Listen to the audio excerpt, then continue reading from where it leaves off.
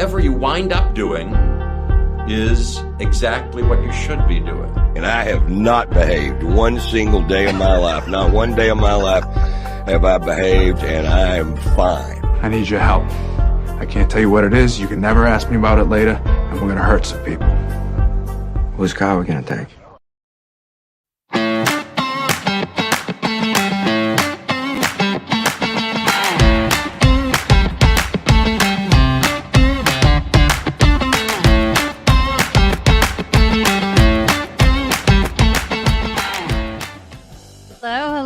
Happy Monday. Thank you for joining us on the Nikki Medoro Show live on YouTube. And it's still pretty hot out there today. I hope you guys are staying cool. We have some viral videos that have been making the rounds. But one of them you may have seen, and similar to what we were talking about, I think it was on Friday.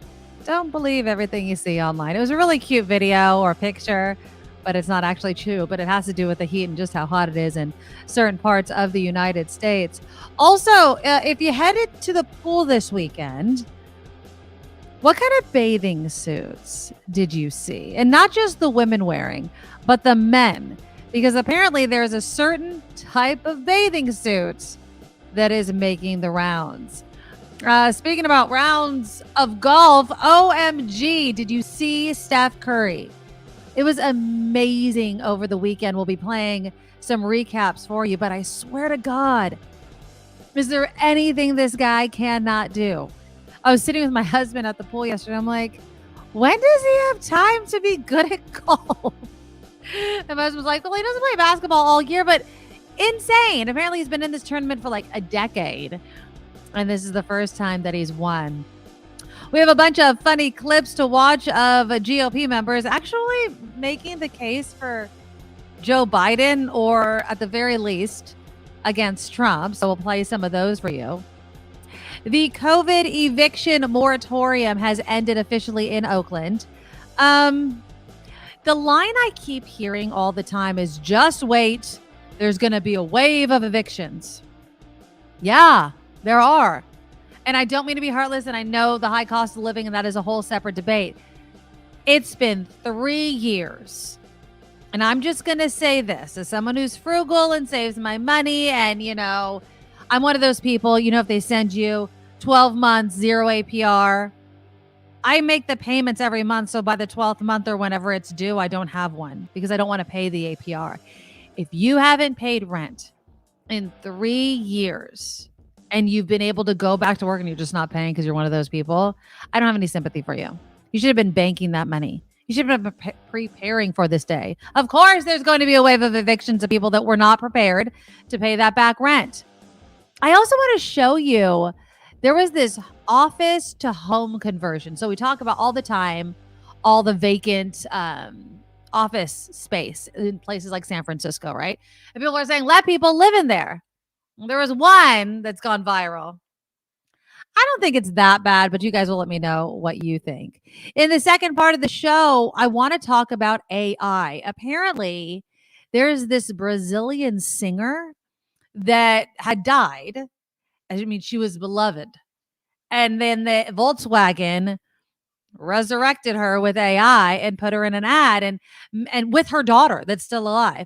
And many people were crying and were very nostalgic about it. And then they took a beat and they're like, wait a minute. One, is this right to do with people that have been deceased, especially if they haven't given any sort of, permission in their will or what have you, that they want this to be done? And two, some people are saying doing a Volkswagen ad is something that this singer would never have done. So we'll get into that a bit. Dolly Parton earlier this month had weighed in on the whole AI resurrection. So we'll tell you what she said. And finally, I'm going to have to do it. We have to weigh in on it. You're just going to have to bear with me because I'm totally watching it. Anybody watching The Golden Bachelor? I am loving this. They have been teasing this for like 2 or 3 years. I think they teased it right before COVID that it was going to happen. And The Golden Bachelor is a 71-year-old man. And when we talk about it, he has a hearing aid, people. I mean, he's really handsome. Don't get me wrong. But he's not young. People are like, oh, what? The Golden Bachelor is going to be 35, 40. No, 71 years old. Not a bad looking guy. And so would you watch something like this because it has this new twist to it?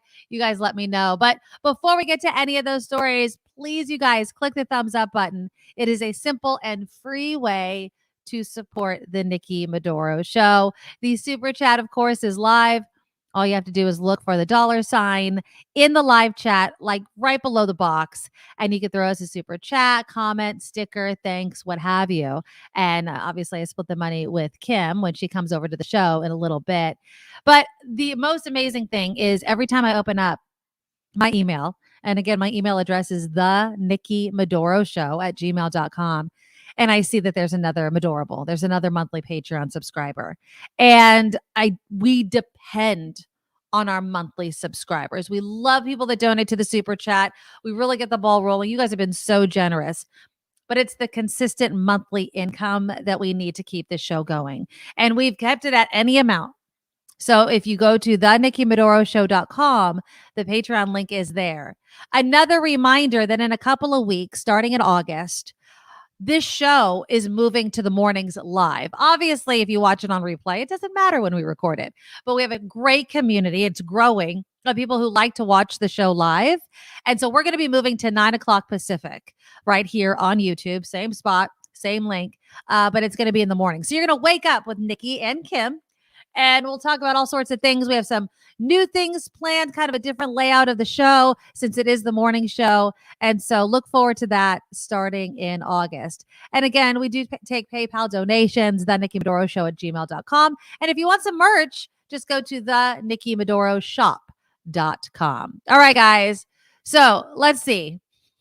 How hot was it? Like, did you guys just sit inside? Because there was a part of me, we barbecued on Saturday. Josie, the dog that I was dog sitting for my best friend, has gone home. But, I didn't want to leave her and Nugget alone in the house together because while they got along towards the end, I didn't want to. So we just stayed and barbecued on Saturday, but we had to stay inside. I mean, every time I went outside, checked the food or what have you, we weren't able to go outside until the evening. Yesterday, we were finally able to go to the beach. Eric wrote into the comments, I wear a shirt and shorts, not a suit because I don't want to blind people. He's referring to this new old trend that seems to be coming out. And I'll tell you this. When I go to the beach, I do happen to notice that the girls especially, the bathing suits for girls, it's hard to find one. It really is. It's hard to find one that's not cheeky. That's what they use. They say, oh, that's a cheeky suit. No, my ass is hanging out, right? Well, this isn't cheeky, but it is apparently making a comeback for men. And that's the Speedo. Anybody wear Speedos outside of like swim team or something like that? Well, apparently beaches and pools in Europe, now not necessarily here in the United States, the Speedo has remained popular, but apparently in the UK and Australia, it seems to be making a comeback. Speedo has been seeing an increase in sales. Sales and orders across Europe, the Middle East, and Africa are up by over 200% compared to 2022. In the U.S., here in the U.S., the brand reports a 54% sales increase from 2020 to 2021 and are expecting to exceed this for 2023. Now, there's a lot of people that have worn Speedos. Obviously, I mentioned, swim team. Like if you ever were in the swim team, you know that you have to wear the Speedo, which is, it doesn't leave much to the imagination. And then there's celebrities who are well known for wearing Speedos. One, our former governor, Arnold Schwarzenegger. Now, if you look like Arnold Schwarzenegger, I don't think anybody's looking at the Speedo, right? There, and then there's other images though. It's like, I don't know. You have to have the body for it. You know what I'm saying?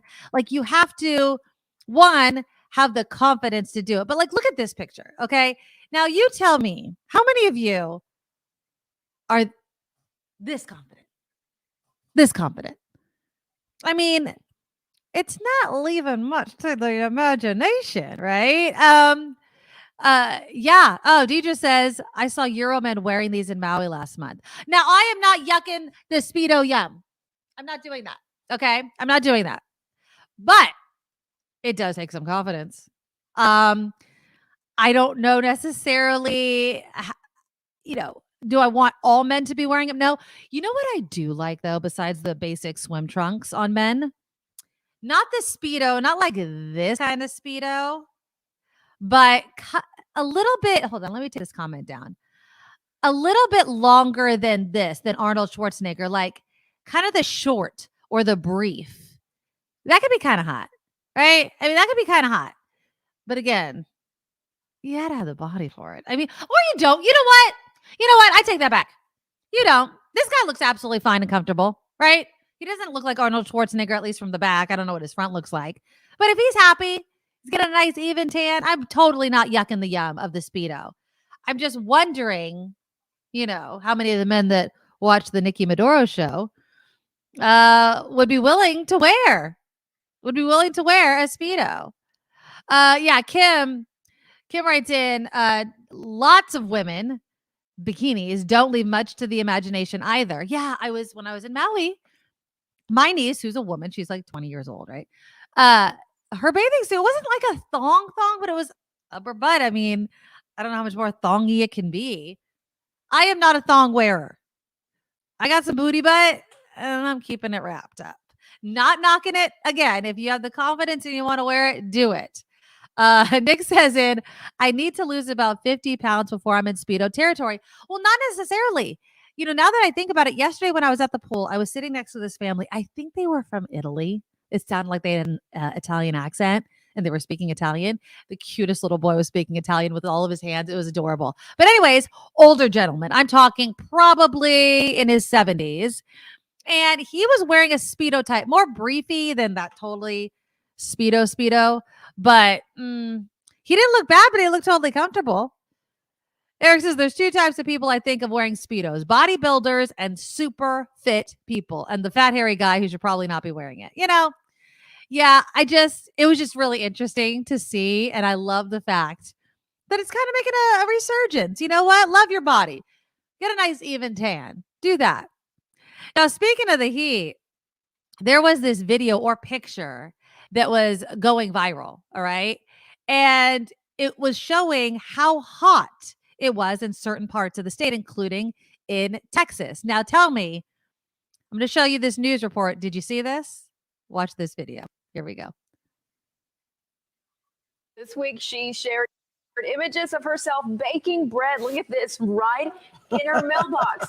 Images have spread like fire, as you can imagine. So we haven't aired these pictures before today because we had our suspicions that it may not be true. Yeah, well, ABC 13's Nick Notario tracked down that grandma to find out and joins us live from Montgomery County with a story that you'll only see right here by our hard-charging investigator, Nick Notario. Hey, I can tell you I tried that bread in that photo. It was actually pretty good. If you look around the neighborhood here, you can see it looks like a lot of brick ovens, right? Well, of course they're not. They are mailboxes, but it's been so hot that when one grandma here says she touched the mailbox, it's metal, that she had to actually use oven mitts. That's how hot it was. Well, that sparked her imagination.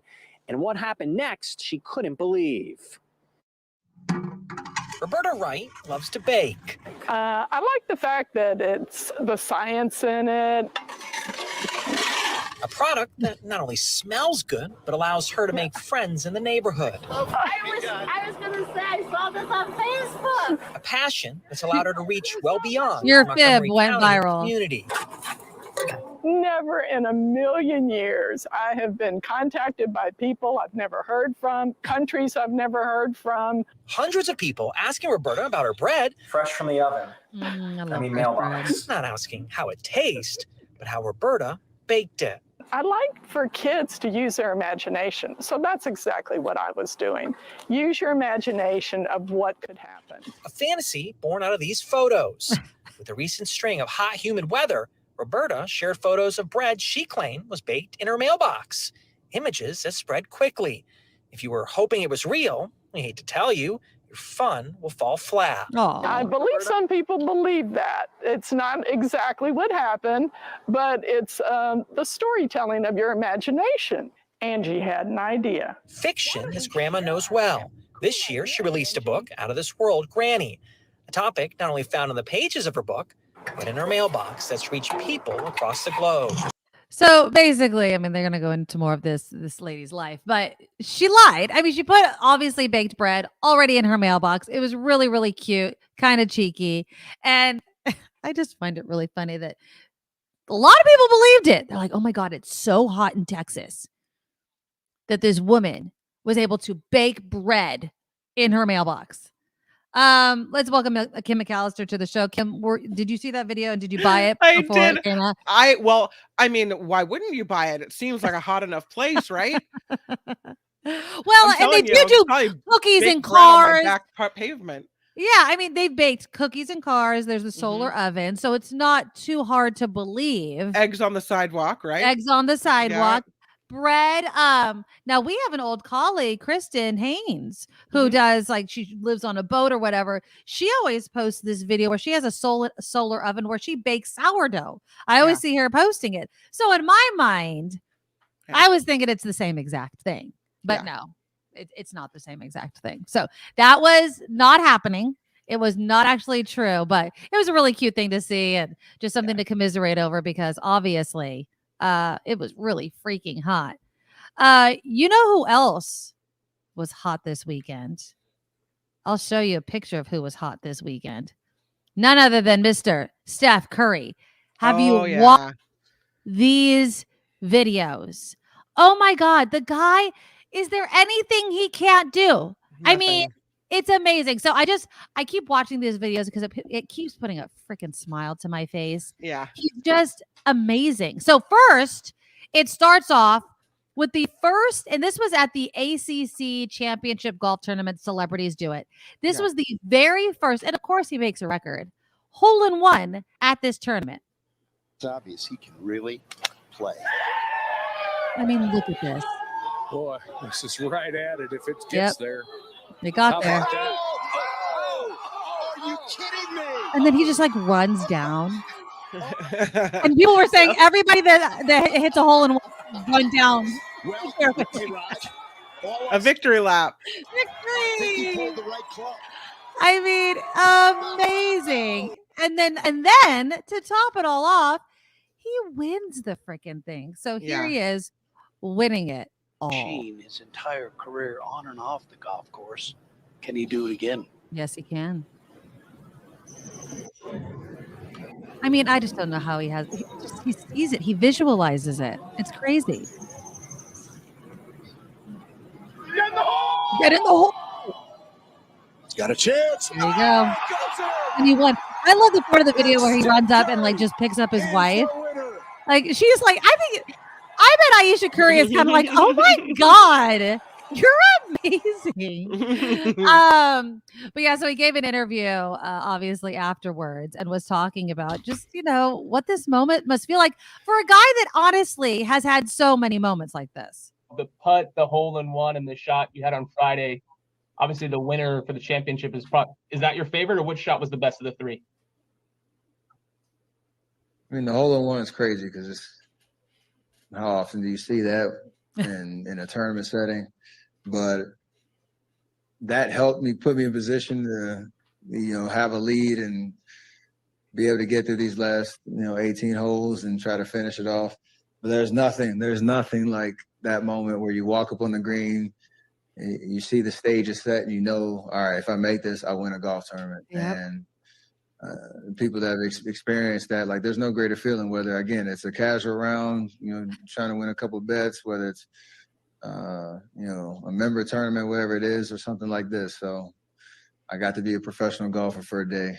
Yeah, he got to be a professional golfer. And yeah, somebody was saying, Randy, I read this morning about some people asking about Steph turning pro golfer. Sorry, no way. He'd never make the cut at a professional golf tournament. Well, really? I mean, I don't know. Golf is a very stressful game because it's just you against you, right? My parents used to play. My mom would get so frustrated playing golf.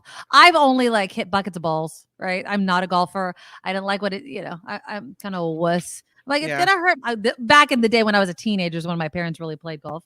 And I didn't like getting calluses on my hands. I'm like, this doesn't seem fun at all. I'm suck at, miniature golf. I'm not a golfer, but that was an absolute amazing shot. I would say the hole-in-one Yeah. was kind of luck, right?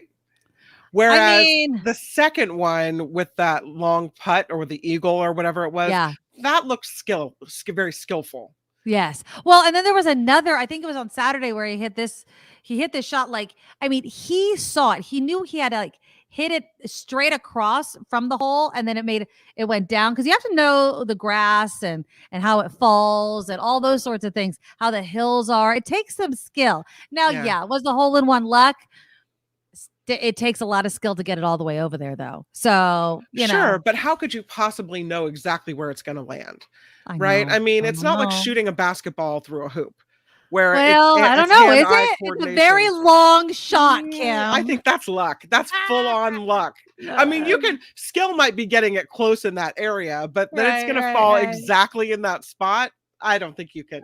I don't know. Again, I don't play golf. I can only imagine how difficult it is, but good on you, Steph, because and that trophy was huge, like this glass looking cup sort of thing. Did you hear though that the guy that won last year was a tennis player? And he probably would have won this year, except there was some fan or member in the crowd that right when the guy was going to take a swing, I think it was the 18th hole, he shouted something. Oh, no. And it made the ball go off into the trees. So they didn't give him another shot? No, it's the way it goes. I guess you have to have your I would beat that guy. I'd be like, what the hell, man? No, thank you. And if he had not done that, he probably would have beat Steph Curry. But he said, Steph really wanted, they were playing together. He goes, Steph really wanted it. So how can I feel bad about that? No, I'm sure. Well, who knows? But yeah, I think, it's just awesome to see, obviously, Bay Area guy, Steph Curry win something like this. Some other things that I was laughing and seeing online this weekend.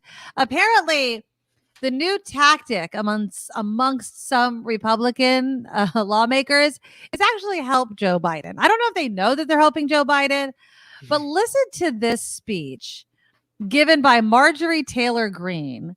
Oh, Marjorie. I mean, she's so freaking annoying, but here she is in West Palm Beach, Florida. Meanwhile, while speaking at the conservative Turning Point Action Conference yesterday, Republican Congresswoman Marjorie Taylor Greene of Georgia warned that President Biden wants to address issues like education, medical care, and rural poverty. Take a look. Listen to this. Lyndon B. Johnson is very similar to Joe Biden. How are they the same? They're both Democrat socialist. Lyndon B. Johnson was the majority leader in the Senate. Does that sound familiar? He was vice president to Kennedy. Joe was vice president to Obama. He was appointed as the president after JFK was assassinated. Then he was elected. His big socialist programs were the Great Society. The Great Society were big government programs to address education, medical care, urban problems, rural poverty, transportation, Medicare, Medicaid, food stamps, and welfare. The Office of Economic Opportunity, and big labor and labor unions. Yeah, go labor. Now, LBJ had the Great Society, but Joe Biden had Build Back Better, and he still is working on it. Yes, the largest public investment in social infrastructure and environmental programs that is actually finishing what FDR started, that LBJ expanded on, and Joe Biden is attempting to complete. Oh, that doesn't sound bad. I know that doesn't sound bad. Oh my God, we're investing in education and healthcare and infrastructure. Thanks, Marjorie. That's what government should be doing, moron. Like, I don't understand the point that she was really trying to make there. And she takes out her glasses like she had this prepared. It's not as if she was talking off the cuff. She was literally like just making, and everyone's like, just pull the clip, Biden, and just run it as a campaign ad, and you're golden. That's all you need to do. Yeah, and Biden is not a socialist. He's not a socialist. But if you're going to pay taxes for things, those are the things I want covered. Those are the things that I want to happen. Now, on the flip side, obviously, former President Trump, for some godforsaken reason, is still the front runner for the GOP because they can't seem to find another candidate. I don't know why. I mean, obviously, Ron DeSantis would like to be the nominee, but he has to distance himself from Trump. And that's what a lot of people are saying GOP candidates are having a hard time doing. They don't know what they should do. Should you align yourself with Trump? Should you separate yourself from Trump? Should you go hard against Trump? Well, Ron DeSantis was asked this recently, and this is what he had to say. And again, anything that goes against Trump, I would say, helps Joe Biden. Program a couple of weeks ago says he's the only one that goes directly at Trump. Insult for insult, calling him a coward and so forth. And that the rest of you just dance around for fear of offending him or his supporters. Does he have a point? I don't do insults, so that is true. I think just getting in this insult game turns voters off. It's not something I want to do. Substantively, we've been very frank at our differences with respect to the former president. I mean, for example, he promised to drain the swamp. It got worse. He did not drain the swamp. He promised to have Mexico pay for a border wall. They did like 50 miles of wall. There's massive expansive still there. He said he was going to eliminate the national debt. They added almost $8 trillion to the debt in 4 years. And of course, in 2020, he turned the country over to Dr. Fauci, and those lockdowns and the borrowing and printing really sent us on a bad course. I've been very, very frank at that, but I have no interest in attacking Donald Trump or any of these other candidates. I would say that was an attack, and Donald Trump sure as hell is going to take it as an attack, and you just have to love watching it happen. Because if Ron DeSantis, who arguably is the number 2, even though far behind Trump, is saying these things on national television, and the debate, I think there's a debate in 5 weeks or so, I can imagine him saying it on the stage, and then what's going to happen? So that's going to be very, very, very fun to watch. Okay, so we have Kim's news coming up. After that, I want to talk about the COVID eviction moratorium. You heard DeSantis there just mentioning the lockdowns and what have you. The eviction moratorium, it's been long time in place. It ended in Alameda County. It ends today in Oakland. And a lot of people keep using this one line. There's going to be a tidal wave of evictions. Yes, there are. If people have not made any sort of plan to pay rent. Yeah. So when we talk about it, I want you guys to tell me, what do you anticipate happening? What kind of help do you think there should be? Or should there be no help whatsoever, given the fact that it's been 3 years? 3 years for some people of not paying $1 in rent. Should they have planned? Or is, COVID still so much a part of society that it's hard to get a job? I also want to talk about this office to home conversion in San Rafael. A lot of empty office space. Some people say churn it into housing. Well, one place did. You guys tell me whether or not you like it or not. Would you live there or not? So that's all coming up. Again, click the thumbs up button to show your support of the show. We'll talk about that after Kim's news. Now, from around the world to up your street, the Nikki Medoro Show presents News Czar Kim McAllister. Let's start with Antony Blinken, who is urging the Senate to confirm more than 60 State Department nominees who have been blocked by a handful of Republicans. Secretary of State Blinken telling reporters today he has serious concerns and the delays undermine America's national security. He said nominees are being blocked for leverage on unrelated issues, calling it irresponsible. Kentucky's Senator Rand Paul has placed a hold on nominees from clearing Senate confirmation as he demands the State Department release additional information on the origins of COVID and related government-funded research. The records show, just in case you're curious, that Congressman George Santos of New York used about half of his re-election campaign money to help repay a personal loan. That, according to a filing with the Federal Election Commission, Santos used $85,000 in donor money to help pay off a loan that he took out to fund his last election run. The Long Island Republican is accused of financial crimes. He is expected to be in one of the nation's closely watched congressional races next year. He has raised about $180,000, which is much lower than other Republicans in New York who are in swing districts. Speaking of candidates, presidential candidate Robert F. Kennedy Jr. under fire after suggesting COVID-19 was designed to be ethnically targeted. At a dinner in New York over the weekend, he claimed there was evidence that COVID was manufactured to attack certain races while mostly avoiding others. He said Caucasians and Black people were more prone to the disease, while Jewish and Chinese people were less affected by it. Later, he said the New York Post story was mistaken, that he was actually talking about government-manufactured bioweapons. The more he talks, the weirder it gets. Speaking of candidates, again, we've seen him. This is GOP presidential hopeful Vivek Ramaswamy. He is out now with the list of his picks for the Supreme Court, should he be elected. The names include Texas Senator Ted Cruz as a Supreme Court justice and Utah Senator Mike Lee. Ramaswamy said his focus is on nominees with an originalist understanding of the Constitution and the unique threats to liberty in the 21st century.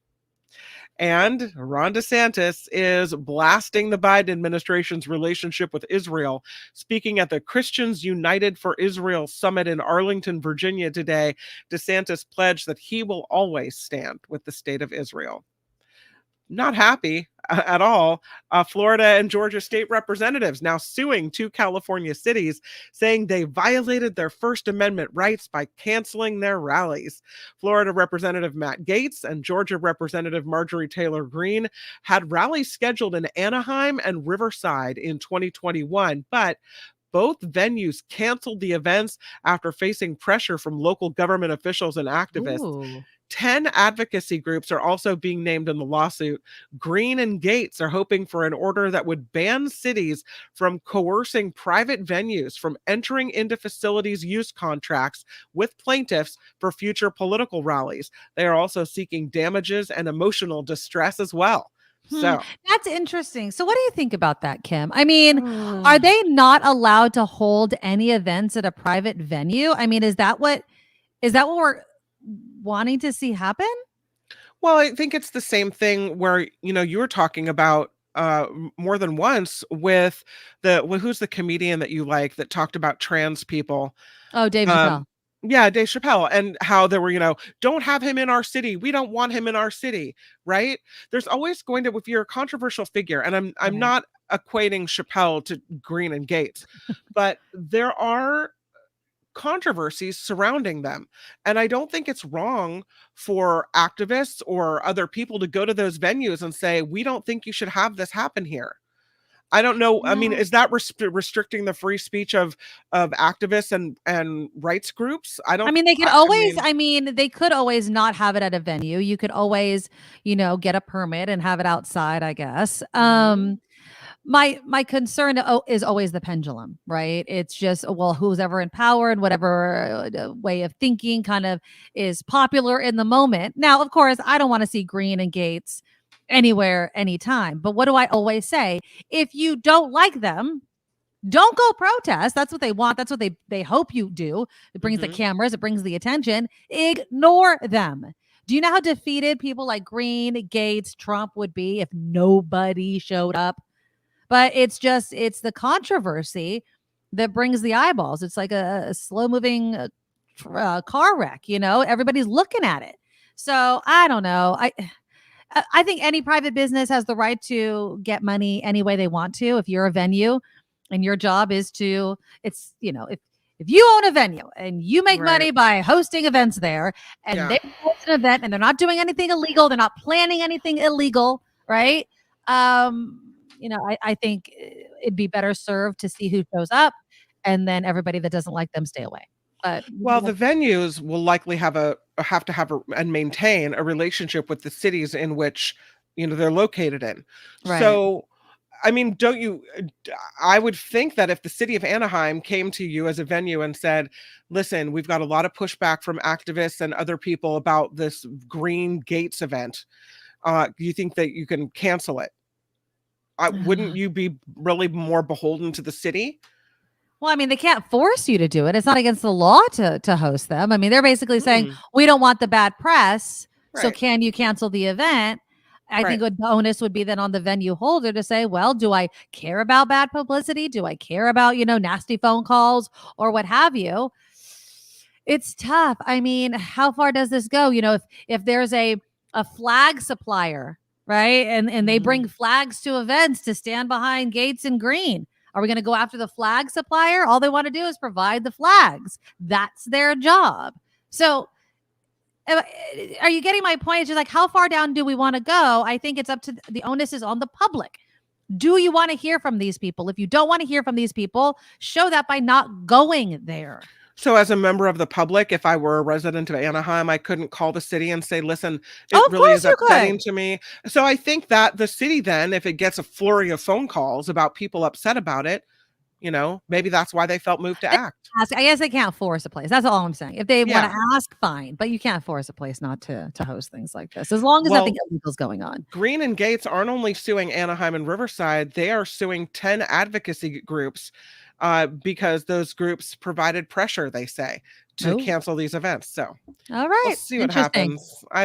I don't think they, and then you wonder, it gets, even bigger. Well, who has to pay for security for all this?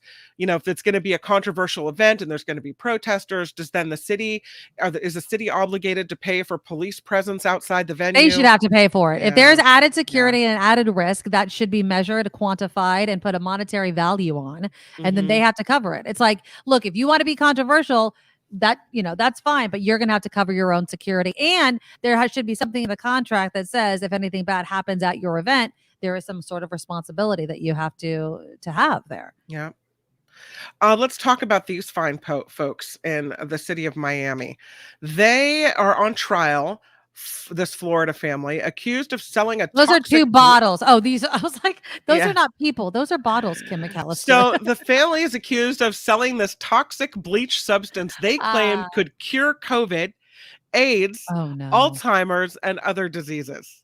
This is the 2 bottles. This is that's what that is. Environmental cleansing activator and MMS. Okay. Yeah. They don't do any of that, by the way. If you see that, don't take it. Federal prosecutors say the Grennan family sent what they called miracle mineral solution through the mail from their home, which was also the headquarters for their Genesis 2 Church of Health and Healing. Jonathan and Jordan Grennan were arrested in Bradenton in 2020 after the federal government raided their home. Yeah, you can't, supposing they let light inside the body. I think that's what they're trying to do. No, it's not going to work. Yeah, don't do that. Senator Elizabeth Warren is calling on federal regulators to investigate Tesla's ties to Twitter. The Massachusetts Democrat sent a letter to the chair of the U.S. Securities and Exchange Commission earlier today, urging the agency to look into potential conflicts of interest, misappropriation of corporate assets, and other negative impacts to Tesla shareholders related to CEO Elon Musk's buyout of Twitter. Warren argued the 2 companies may not have informed shareholders about the ways in which they have worked together. She has also raised concerns about Tesla's board of directors lacking independence from Musk and suggested he could decide to run Twitter to benefit Tesla through favorable algorithms or free advertising. So, lastly, Elton John is testifying in Kevin Spacey's defense at his criminal sexual assault trial in London. Spacey pleaded not guilty to several sexual assault and related charges. Elton John testified remotely and said Spacey attended only one of his annual galas in 2001, contradicting one of his alleged victims who claimed the assault was at John's gala a few years earlier. The alleged victim has doubled down that the groping itself happened, even if he admits that he got the date wrong or may have gotten the date wrong. So that's that. That's that. I'm Kim McAllister, and this is the Nikki Medoro Show. Thank you, Kim. All right, so please, you guys, click the thumbs up button as we continue the program right here on YouTube. So on Saturday, The eviction moratorium officially ended in Oakland. Who has benefited? Anybody in the comments? Anybody watching right now benefited from the eviction moratorium? Anybody hurt by the eviction moratorium? Let me know in the comments. And again, I want to put the link to the show. If you guys want to join the show, you always can, and weigh in on this. But also, can I just say thank you to Deidre right now? She just gave $50 to us right now. The super chat is live. Deidre, you are so generous. Thanks to Steve Moskowitz for my ERC money received. Awesome. That is awesome. Thank you, Deidre, so much. And if you want to be like Deidre, please do. You can donate through the super chat. Look for the $ button under the live chat box, or you can donate to our Patreon at theNikkiMedoroShow.com. So the eviction moratorium ended. It's, at the beginning of it, I was a full-throated supporter of a moratorium. But I always said, look, if you're going to say that renters don't have to pay rent, then you should also say that people that own the mortgage of these rentals shouldn't have to pay the mortgage, because where are they getting the money to pay it? Now, Of course, people are saying, well, they're rich, which is not always true. They should be able to afford it anyway. It's not on. And then I love the argument some people make. It's not on the renter to pay the landlord's mortgage. It's on the renter to pay their rent. And so it was this kind of push and pull type of thing. Well, as the years passed with COVID, moratoriums across the country began to end. And Oakland, Alameda County, one of the longest eviction moratoriums on record. Well, it ended on Saturday. You see one of the signs there on your screen. I'm owed $56,000 in back rent. I can't imagine. I really can't. I can't imagine what it must feel like to get notices from your mortgage company that they're going to foreclose on your home if you don't pay. And yet when you look at your renter, you're like, pay your rent. They say, I can't or I won't. Now, if you can't find a job to pay your rent, that I get it. Somebody earlier in the comments, I forget who it was saying that jobs are still very difficult to get. Lady Beatrice was saying it. The moratorium needs to keep going because jobs are still scarce.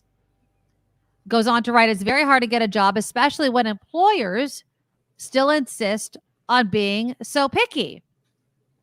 Deidre, though, disagrees, says one of my clients has 2 tenants who have not paid over $45,000 in rent since 2020. They have jobs, but they're taking advantage of their landlord. See, this was the other thing. It's like, is there no way to know when someone who is not paying their rent is yet still receiving a paycheck? Dude, right? You should have to prove that, right? Right. Yeah. It just seems this was flubbed like many things during COVID from the get-go. Calvin says landlords have needlessly suffered by lying renters not paying when they can. No more excuses. Here's a question. Does the money that you say, let's for the sake of round numbers, say you haven't been paying rent and you owe your landlord $40,000, right? Now that the moratorium is over, do you still owe that money to your landlord? That's what they're saying. I think in some places they're saying they want at least half back, that you can go after some of these people for back rent. Now, I'm not quite sure if that is the case in Oakland. So I'm trying to find. So beginning Saturday, Oakland landlords can move to oust tenants for failing to pay rent as the moratorium ends after more than 3 years. I don't see anywhere where it says they have to pay the back rent, but some of them were saying that you would have to pay at least some of it. Now, obviously, the moratorium worked. Property owners in Alameda County typically filed 300 to 400 eviction lawsuits every month. After the moratoriums were adopted, it never reached higher than 100, of course, until the county moratorium expired. I saw one graph where it was like over 700 eviction lawsuits have begun. Not only that, if you were one of these renters that was working and still gave $0 to your landlord, the amount of sympathy and wanting to work with that person is so gone because you took advantage of a situation. Yeah. And like I said before, if you were working and just a big old fat liar, just not paying any to your landlord, and now crying about it, you should have been saving at least some of that money that should have gone to rent through these 3 years of COVID. Right. Because what has been the help for the landlords? Where have they gotten any sort of help? You could have even gotten a job that paid much less than your regular job, but maybe gotten a, I don't know, a job at a fast food place, saved some money because you're not paying rent, so that you at least have something to offer at the end of all this, or even in the middle of all this. Like, listen, landlord, I know there's an eviction moratorium, and I know I can't pay you the $5,000 a month in Bay Area rent that you're owed, but here's what I can give you. I've just made $2,000 this month. Take $1,800, whatever. Yeah, something. Like, do something, because you understand that everyone's in the same boat, right? Yeah. It's not as if the landlord doesn't understand that COVID happened, but at the same time, the government did it all wrong, in my opinion. And I said it from the beginning, they should have halted all mortgages, all mortgage payments, as long as there was a moratorium. If I'm not getting money over here, you can't get money over there. That's right. That's right.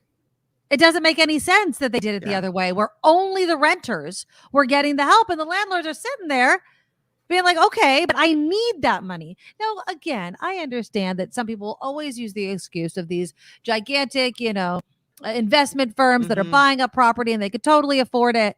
We're not talking about those people. We're talking about the mom and pop people who might have 1 or 2 rental properties, and that's their living. That is their job. They invested, they fix up the homes. If something breaks, it's on them. But this idea that landlords just rake in the money and don't put anything out it's misguided and it's ignorant. It's ignorant. And can you imagine how frustrating that would be to lose your home while somebody's living there rent free? Yep. And then what happened? The bank inherits that problem? Well, they just write it off. Probably they get all the benefits, right? And I don't know how helpful it's been either, because what we saw during the pandemic is a massive increase in homelessness. So how many people were really helped? People that were on the edge, it seemed like, went straight to the street. Yeah, right? I mean, I guess it would matter where you are, of course. But I think at the beginning of COVID, we wanted to keep everyone inside, right? We didn't want to have all these people go to the streets. And for a while, it did work. And of course, these were people that already had a place to live. Yeah. If you were already homeless, obviously you had the hotels here in California that Governor Newsom turned into, temporary housing for people. And that was an S show, right? So I don't know. It just seems to me that if you're not able to get it together in 3 years and find something, some way to pay, my sympathy for you, sadly, and again, bleeding heart over here, it's severely diminished because I don't understand. What if you say you owed 40 and they want 20 back? Right. You're poor already. Maybe you've been working or you haven't, but you probably don't have 20 grand to cough up. And so now you're out anyway. And you have this, I would imagine, debt on your credit that you owe 20 grand to whatever landlord. That doesn't help you either. No. SJ Lola says landlords didn't get any breaks from insurance, repairs, property taxes. No, they did not. No, they did not. And Cheryl writes in the beginning of the lockdown, I spaced my rent into 2 payments for 1 month. I was required to prove I was laid off, and I understood the owners got some sort of rebate. People took advantage. Yeah, they did. And I have no sympathy for people that took advantage. Yeah, and Luis says 3 years is enough. Pay up or get out. Pretty much. Pretty much. Now, of course, it's where are these people going to go? Do we want to see more homeless on our street? No, they don't. Yeah, did they skate on PG&E garbage water too? Well, like in my rental, we pay all of that. Like I don't pay electricity, but I pay water and garbage for my rental. And Moke says he foresees a lot of lawsuits. I mean, you could try, and I'm assuming you're meaning lawsuits from the tenants to the landlord or landlords to the tenants, because there's already a bunch of eviction lawsuits. Eviction notices have been going out in the hundreds since the moratorium ends. I don't feel like people that are renting and not paying their rent have a leg to stand on anymore. It's interesting, though, that we have a debate about whether or not there are any jobs available. Do you guys still feel like it's a hard place to get a job? or get a good paying job, because that's always, that's where the rubber meets the road. For Is how the much you're getting last paid. several years, their restaurants have been closing because they can't find enough people to work there. Yeah. Right? There's help wanted signs all over the place. So it's not the jobs aren't available. It's what kind of jobs are available. Exactly. How much money are you going to make? Well, the desirable jobs are not available, right? Mm-hmm. We see tech workers getting laid off, and we see help wanted signs on cafe doors. And so people are going to be taking a pay cut. Yeah. Vilma says jobs are not all that scarce. Go work for McDonald's or get a job at Uber. Yeah. I mean, there are jobs. It's just whether or not you want that job. Right. Or if you can work those hours or fill in the blank. Right. And then you also have to consider there are people with long COVID. That is something that impacts a certain percentage of society. Karen says cost of living has made it unaffordable to live here and to work here. Yeah. Yep. Pretty much. It's for so many people. It sucks. And people don't have the emergency funds.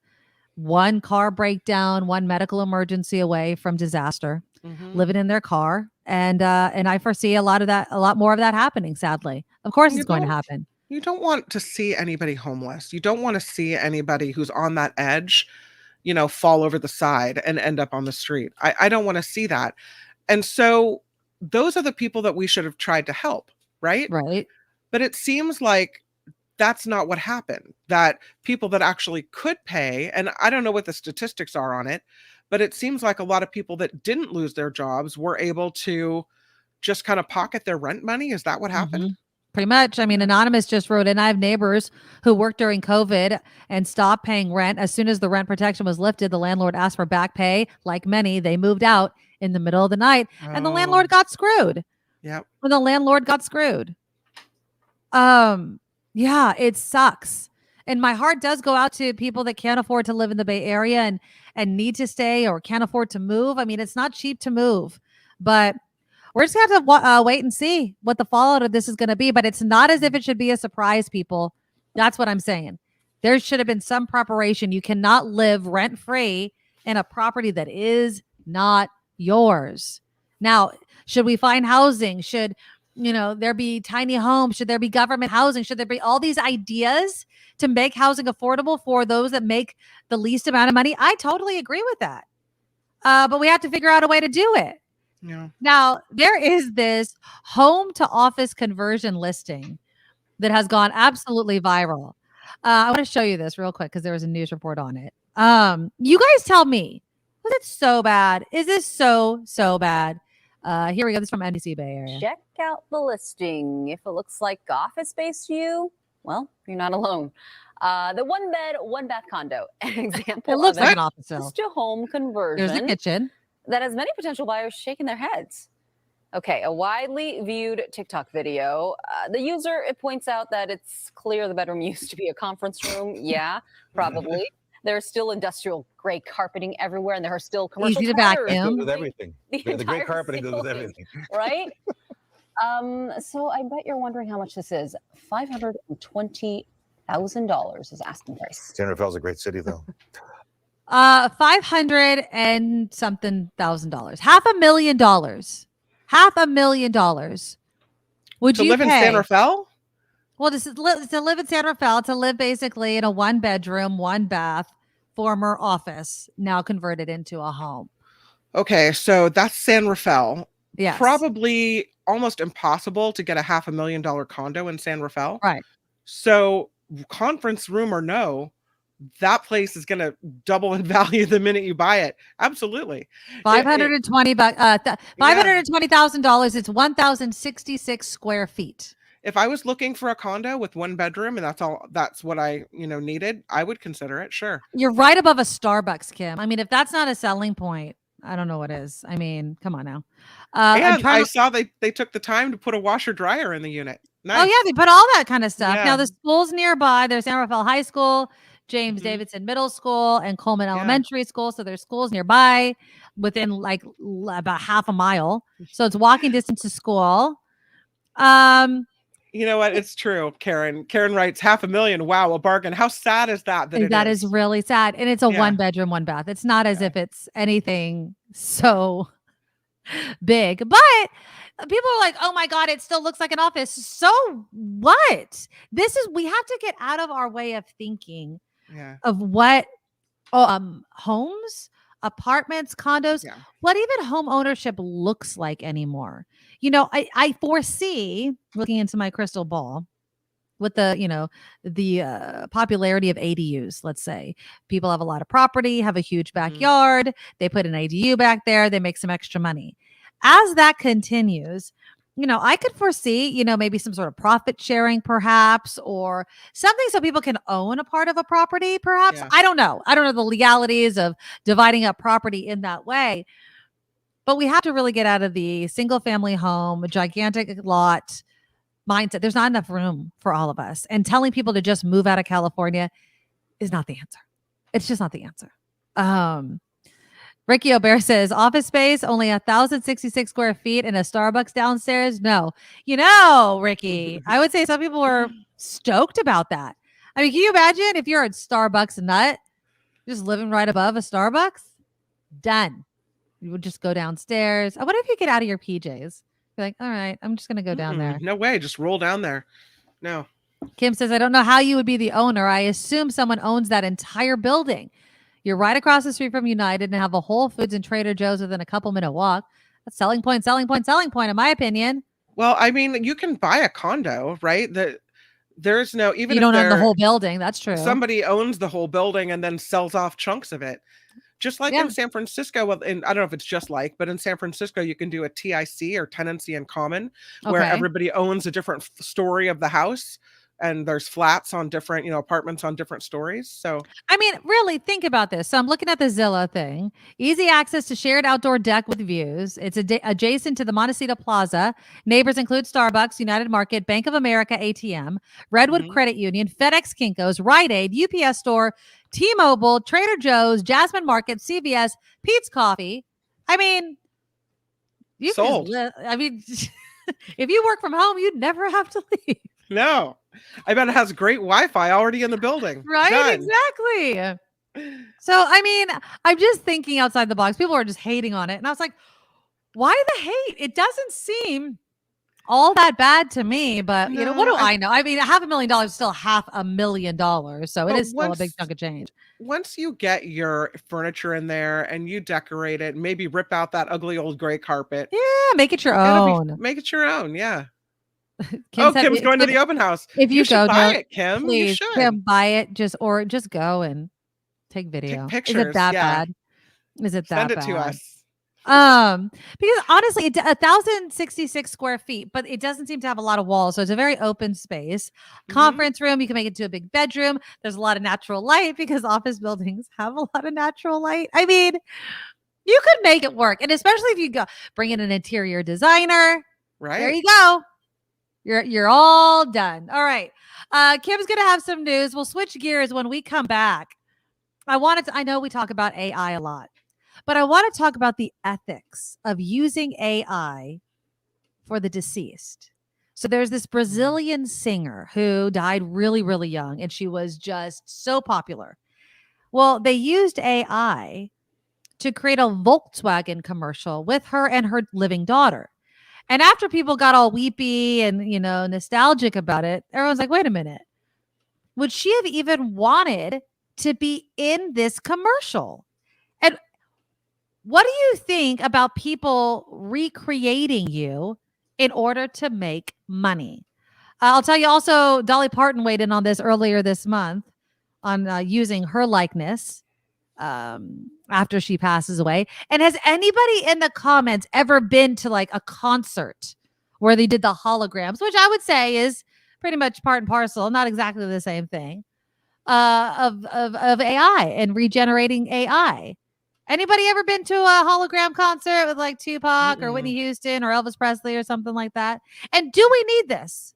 Especially when it comes to art. If it comes to, they use AI to make people appear younger in movies, or, who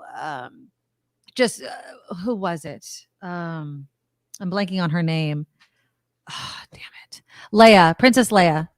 Come on, help me out. Carrie Fisher. Carrie Fisher, thank you. So Carrie Fisher, they used, some sort of special effects to include her in the latest Star Wars after she had passed away. Right. And, Is that right? Should you have to explicitly state that you don't want it? Or do you have to opt out? And if you don't opt out, then they can use you to their heart's content.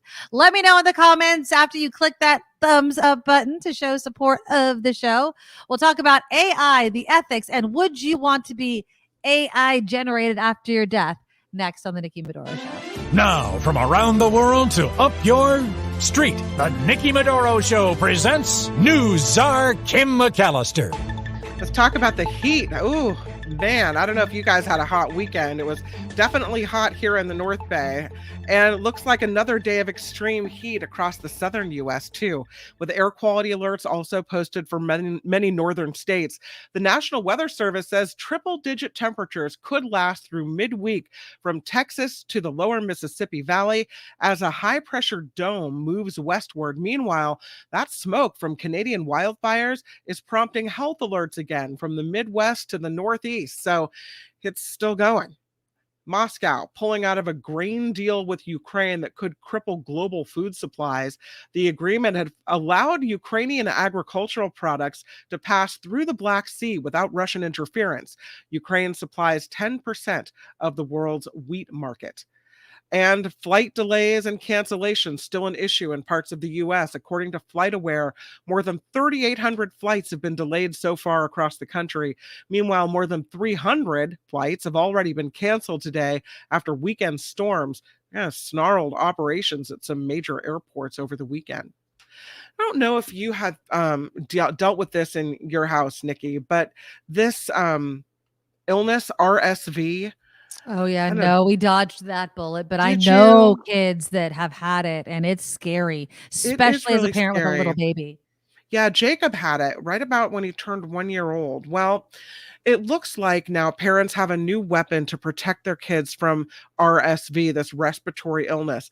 The FDA has approved the new injectable drug called Beyfortus, a ready-made antibody that can bind to the virus and stop it from infecting cells. So not necessarily a vaccine, as you see pictured here, but an actual treatment. It is the first long-lasting drug for at-risk toddlers and infants susceptible to this respiratory illness. It's, again, Beyfortus, Beyfortus, Beyfortus. Democrats are looking to censure Republican New York Congressman who? George Santos. I don't know. I guess I don't hold up a lot of hope that anything bad will happen in the House to Santos, even if he is the biggest lying liar who lies. Just, I don't think he's got anything coming to him. Let me see if I can get a picture of Mr. Santos up. I think I can. Here he is. Because, I know you need to see his face when we're talking about him. Oops. Here he is. So they would like to censure him. Democratic Representative Richie Torres is now introducing a privileged resolution over Santos's misleading claims about his education, his work history, his family background during his campaign for Congress in 2020. The resolution now has to be voted on or tabled within 48 hours of being introduced. So we'll see what happens with it, but I don't hold out a lot of hope. Did you hear that actress Lindsay Lohan just had a little baby? I have a picture of her while she was pregnant. What? She hasn't posted any pictures. She was pregnant. Yeah, she had. She had a bunch of fertility problems as well, and ended up getting pregnant. So she's overjoyed at this. She just became a new mom. She's 37. She gave birth to her first child, who was a son named Luai, Luai, Luai. The baby was born in Dubai, where she lives with her husband, Bader Shamas. In Arabic, Luai means shield or protector. Oh, that's so good. For somebody that had kind of a tough middle of the career, right? I mean, I felt for that woman. She, similar to Britney Spears and other people, she just kind of unraveled a little bit. It's good to see her kind of having a second wind, and now she's a mama. So that's awesome. Yeah, now she's a mom, and I think that's what she wanted. So I'm always grateful when that happens for someone. Oop, I'm sorry, wrong picture. Get it out. No. So let's talk about another superstar, Ariana Grande. And unfortunately, her news is not as positive. Oh, no. But yeah, she's separating She and her husband are separating after 2 years of marriage. How do I not know these people are even married? I swear to God. You don't know? I don't know either. Today.com reporting the musician, singer, and the real estate agent Dalton Gomez are headed for divorce. They married in 2021 after a year of dating. She posted a photo of them together in May, celebrating their second anniversary. But she was seen at Wimbledon not wearing her ring. So I mean, okay, let's debate this. You always hear these romantic stories of love at first sight. We dated for like 6 weeks. We got married. We've been married for 75 years, right? Right. 1 year of dating, in my opinion, is not long enough. No. Do you have any sort of like advice that you give your kids of like how long you should date somebody before you would consider marrying them? My advice is the opposite of what my parents were hoping for me, which, you know, I think they probably would have frowned upon living with the person first. I live with the person first. Oh, hell yeah. Make sure this is what you really want. Yes. Make sure the lifestyle that you want, that you have the relationship that you want, that their idiosyncrasies don't drive you over the edge, or that you live with it. Because everyone has something, right, that they do that drives you nuts. So, how nuts, and how much can you tolerate it? And is your love for the person more important than the day-to-day stuff that can be annoying? I mean, so my parents dated for 4 years before they got married. And I don't know why, but I just always had this like 4-year just timeline in dating somebody. Now, so my husband and I started dating again in 1999. He proposed, let's see. So 2003 to 2004, that New Year's Eve, he proposed. Okay. So about 4 years, right? Yeah. And then, we didn't get married until 2005. Okay. Right. So, I mean, I felt like that was way long enough, but we lived together for I think pretty much from day one, we lived together. Yeah. We knew each other backwards and forwards, right? There was no surprises. Yeah. I knew his bad habits. He knew mine. We knew exactly. Vicky's like, 4 years of dating is too long. I mean, I guess it matters your age. We dated 4 years 21. too. I was 21 when I started dating him. 4 years later, getting married at 25. Now, if you're 30 and you want to have kids, let's say, right? I mean, there starts to become more of a timeline. Like, let's hurry up and do Speed this thing up. Right. Right. Now, I don't know how old is Ariana Grande? Do we know? I'm trying to find it. Oh, 30 years old. So she's 30 years old. Okay. So she married him 2 years ago. She was 28. Ooh. Okay. I mean, it matters. I'm not, you could freeze your eggs. You could do all sorts of things if you want to put off having a child. So it's not like you're bound by it. But I just feel like people just especially in Hollywood, they get married way too quickly. Now, I don't know if it's just for show, because I am positive that there's some behind the scenes puppetry happening where it's like, it's going to help your brand if you date this person and get married. We can have a wedding. We can throw it on top. You get divorced in a couple of years, it'll be fine. I am positive, 100% positive that happens. But I also think that there's other people in Hollywood that really want to find the love of their life. And so then they get caught up in it. It's like a year to know their idiosyncrasies and to adapt to your life. Yeah, no. A world star, singer, traveling all over the world. Like, come on now. I'm sure there's going to be fights and disagreements. I do not think 1 year of dating is long enough. It does not surprise me that 1 year of dating led to a divorce after 2 years. Sorry, not sorry. You're not helping yourself at all. So Powerball jackpot. I know. I didn't buy a ticket either. I didn't even buy a ticket. It hasn't popped yet. I know. Top prize. No one matched all 6 numbers in Saturday's drawing. So the Powerball jackpot is worth an estimated $900 million ahead of tonight's drawing. So today's the day to go buy that ticket. All right. Well, no one won the Mega Millions either. It's worth about $640 million when the numbers are drawn on Tuesday. So I kept meaning to buy a ticket, and then every time I went out I forgot, and then I was like, I hope it doesn't hit. But then I was like, it's okay. It doesn't matter. Like, it's waiting for you. It's just waiting for you. Wouldn't that be nice? That'd be really, really, really nice. I'm sorry, we can't pop. Nikki doesn't have her ticket yet. I haven't bought my ticket yet. Like, I mean, I definitely would like to win as everybody that buys a ticket. Yeah. I'll have to buy both though, because you have to buy the Powerball and the Mega Millions. Because you can't buy one and not the other. Exactly. I mean, what am I, an idiot? Obviously, I'm an idiot. I'm buying lotto tickets, but you can't win if you don't play. That's right. There you go. Even though you'll never win, but that's okay. Somebody We can always dream. wins. It's Somebody always you're wins. $2 for a 24-hour dream. I'm Kim McAllister, and this is the Nikki Medoro Show. Thank you, Kim. All right, let me read just a couple of comments coming in about our conversation regarding how long to date, because Ariana Grande is getting divorced after 2 years of marriage and only 1 year of dating. So Jim says, my advice for confirming marrying: travel with, move in with, meet the friends, meet the family, lend the money, meet the ex. Ooh. Oh. Yeah, that's not fair, though. Meet I the disagree with the ex. last one. The ex. Now, I know my husband's exes because we grew up together. But yeah, no, I mean, because it's a tainted story. I don't know about that one, but I agree with everything else. Murphy says, I vote date for a year, then live together for a year, know Yes. them all 4 seasons, and see if they are late or early of making plans. What is their tolerance in a home for chores, organization, etc.? Yeah, because in the Murphy's first year, like, you're still day to day, people, day to day. Yes, you got to get out of the honeymoon period. You know what I mean? It's like the lift the seat up, don't flush the Yeah. toilet, leave the dishes in the sink kind of nonsense, right? Mhm. You just have to know somebody if you're going to be married. Now, I get it. Like Deidre, we got married after 11 months and just celebrated 24 years married. Oh, that's awesome. Congratulations. That is awesome. Now, Yeah. again, I did start this off by saying there's always stories like yours, Deidre. Mhm. But I would say if I was giving advice to somebody, what's the rush? And everybody always hears that. I want to be married. Okay, act like you're married. Just don't get married and all the legal, financial, Right. it gets so much more complicated and expensive to move out. Actually, you know what? Let's talk about this. Did I have it in here? Yes, we could talk about it since.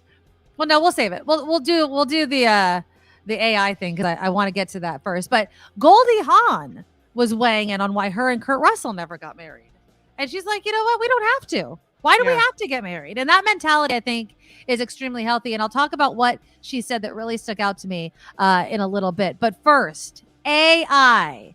Now, somebody mentioned in the comments that Tupac's been doing it for a while, and there's a picture of him right here. Where'd he go? Where did he go? With the hologram. Yeah, I thought I had it. Hold on. Yeah. Let me bring it back up. Here he is. So here's Tupac. And he's been doing the hologram concert. He, quote unquote, he has been doing it. Now, there's Snoop Dogg on the left, and there's a hologram of Tupac on the right, Snoop Dogg on the left. Yeah. Look, I am not jumping up and down at a concert to see a hologram of Tupac. I will jump up and down if Tupac himself, living and breathing, actually comes out and raps his songs. But I am not paying extra for a ticket to see a hologram of something. Like, no, thank you. In Detroit, I don't know if it was over the weekend, but there was an Ed Sheeran concert, and Ed Sheeran started singing because Eminem's from Detroit. He started singing some of Eminem's songs, and then Eminem himself came out and started rapping to it. Yeah. It was awesome. Now that I would be like, yes, because Eminem has not performed in years his stuff. So it was definitely one of those moments to watch. A hologram? No, I'm not interested in a hologram, but it's becoming more popular, especially with AI, and it's getting so real. And it's really freaking eerie. So there is in Brazil, there is this singer called Elia Regina. Okay. And she is, I guess, a huge star. Well, she died in 1982 at the age of 36. And so I don't want to compare because I don't know her music at all, but like Selena, right? People still love Selena's music. She died really, really young. That's how my mind is kind of making sense of this. So apparently there was this Brazil without Elias. They on the front page of her death.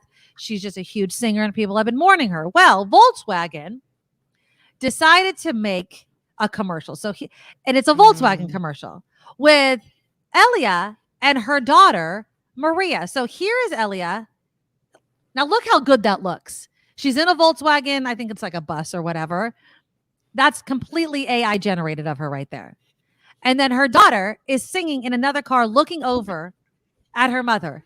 And they're singing this song in Spanish. And it's really realistic looking. Apparently it took 2,400 hours to produce.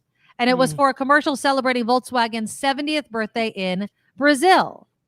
But some people are saying Elia would never have approved of this commercial. She was actually a staunch opponent of Brazil's 1964 through 85 military dictatorship, a regime Volkswagen itself notoriously collaborated with. Oh. So now they're saying, wait. Yes, she died 4 decades ago, but she would have never wanted to be in this commercial. Now, Volkswagen, of course, is defending it.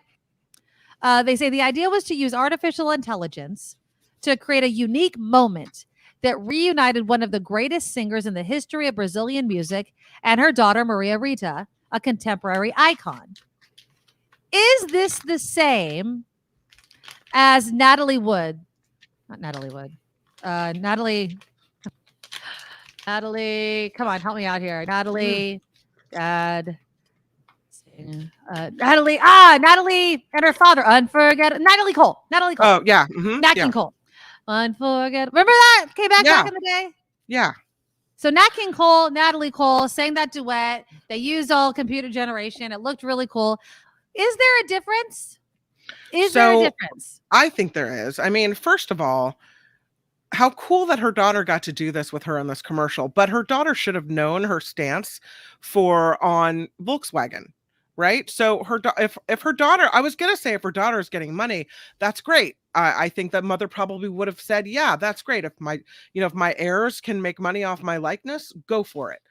But until you said that the woman wanted nothing to do with Volkswagen, right? And her heirs should have known that and should have protected her memory, and her wants and wishes. Yeah, like if I knew that my mother hated a certain company or was against something specific, then I would never use her likeness or put her name on anything that had to do with that.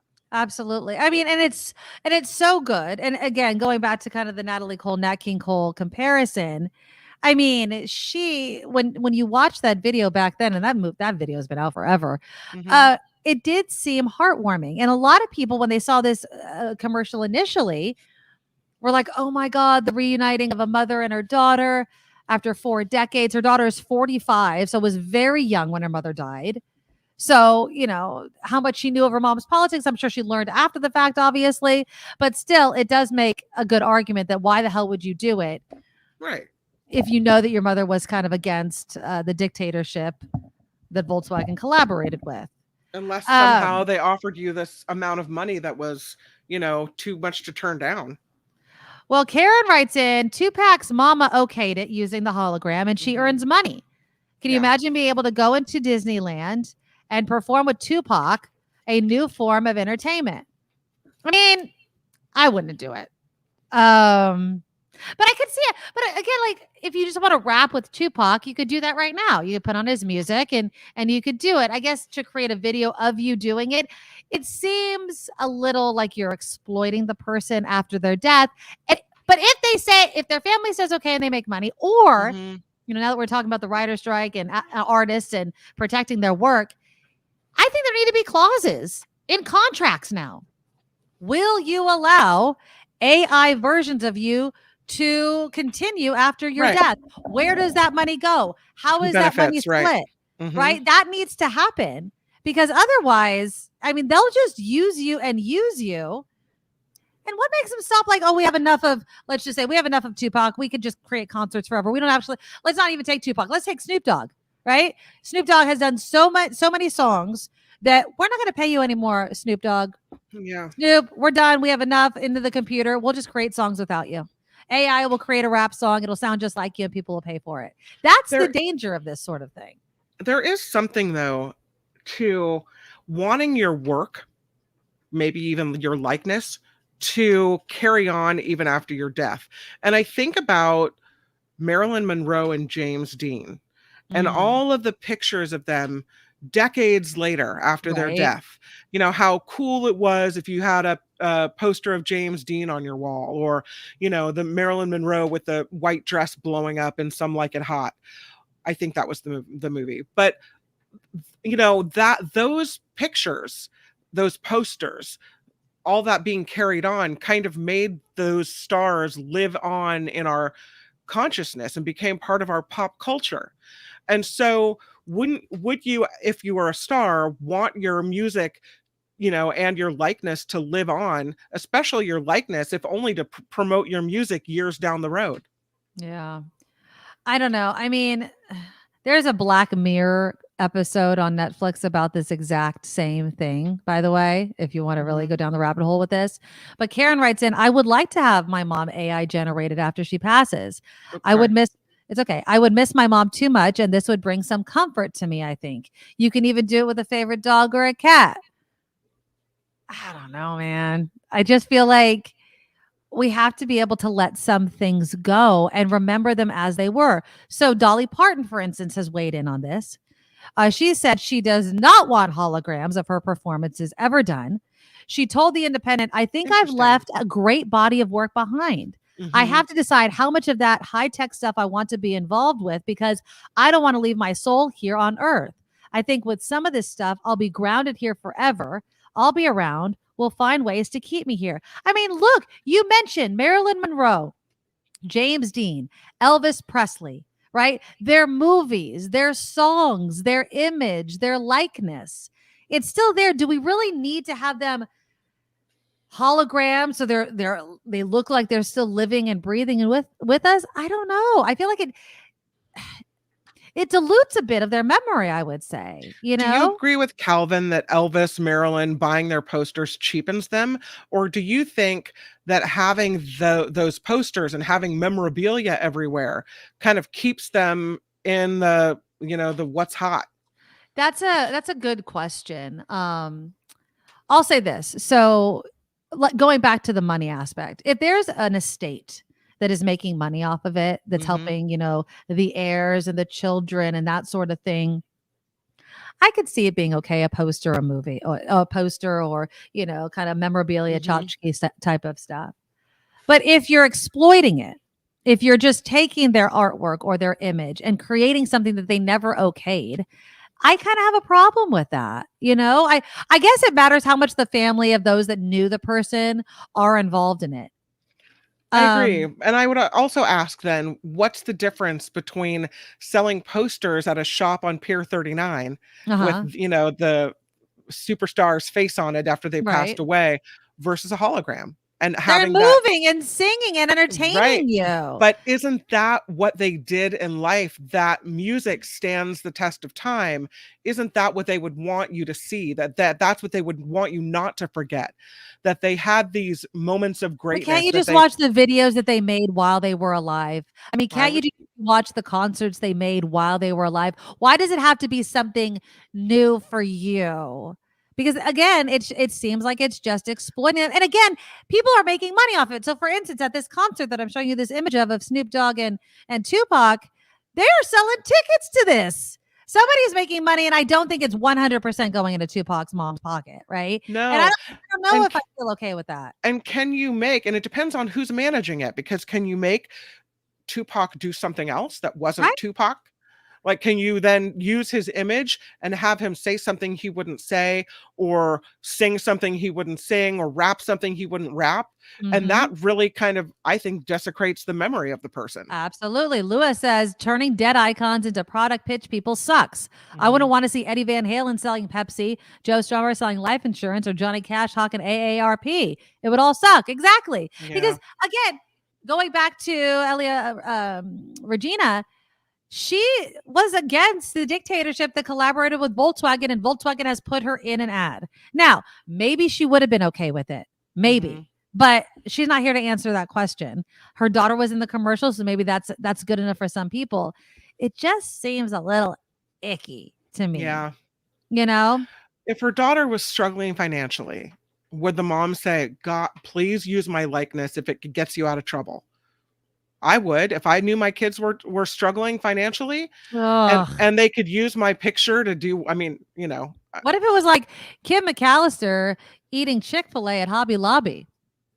Oh, well, I'm dead. It doesn't matter, right? Really? That you wouldn't? You would know. Hopefully my children would know. If we're gonna exploit her image, let's not do it for that. But I mean, how can you foresee down the road businesses, companies, opportunity that you can be like, I'm sure she'd be fine with it. It's weird.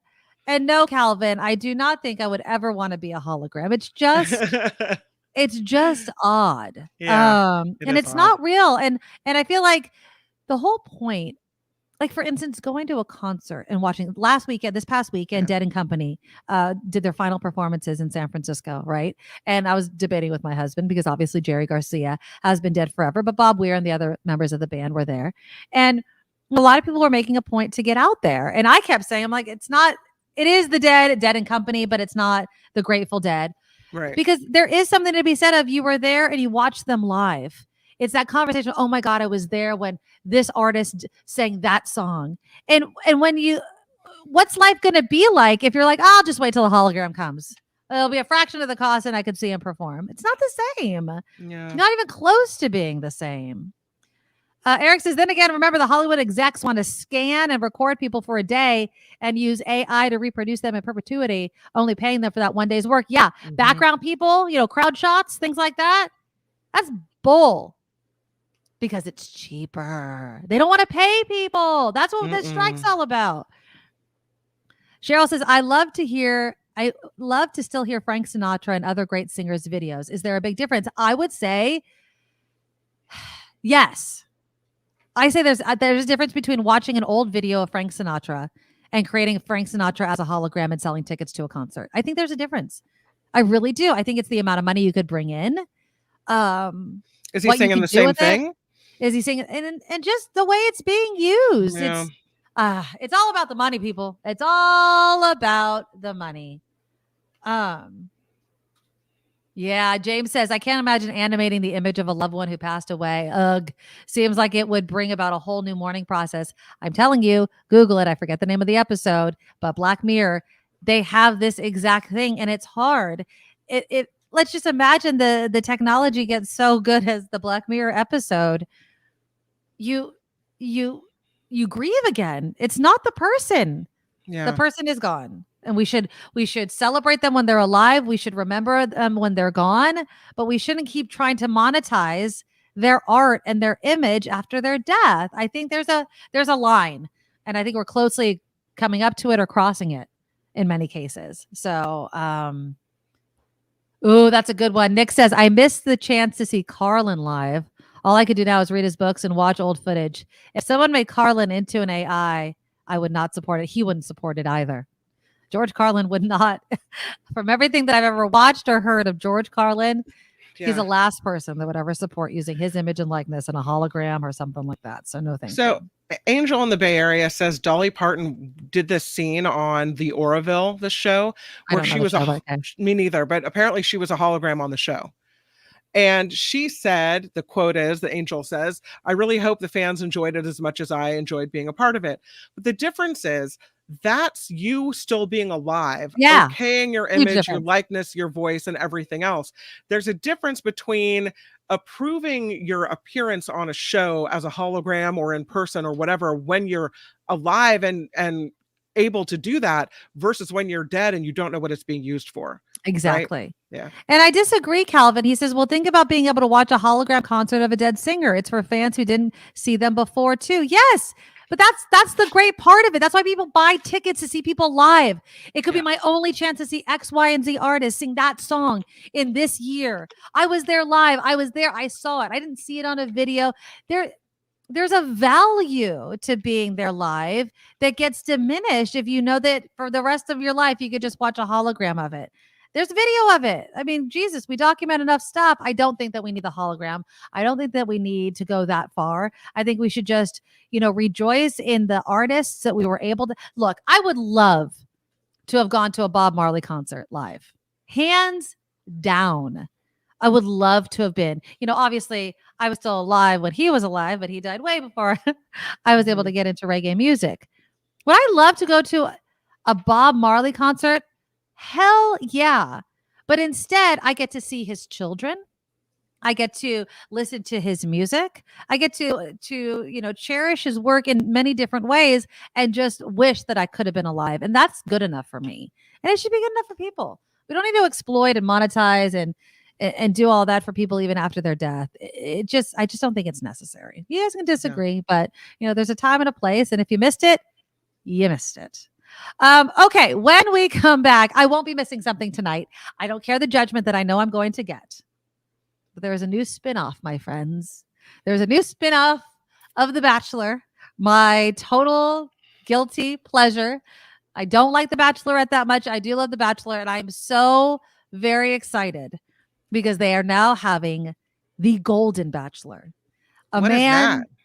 It's for older people, Kim.